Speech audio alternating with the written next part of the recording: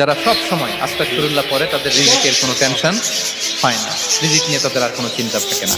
আল্লাহর নবী নূহ আলাইহিস সালাম তিনি ওনার জাতিগোষ্ঠীকে বলেছিলেন, ফাকুলতু আস্তাগফিরু রাব্বাকুম ইন্নাহু কানা গাফফারা, তোমরা বেশি বেশি ইস্তিগফার করো, তিনি ক্ষমাশীল। ইস্তিগফার করলে কি হবে? ইউরসিলিস সামাআ আলাইকুম মিদরারা, রহমতের বৃষ্টি বর্ষণ হবে, তোমাদের জমিগুলো উর্বর হবে।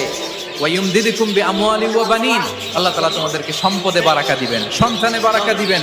ওয়া ইয়াজআল লাকুম জান্নাতিন ওয়া ইয়াজআল লাকুম আনহারা, তোমাদের ফসল ক্ষেতগুলো সবুজ শ্যামল হয়ে ভরপুর হবে, তোমাদের রিজিকে বারাকা নেমে আসবে। তাহলে আমরা যেন বেশি বেশি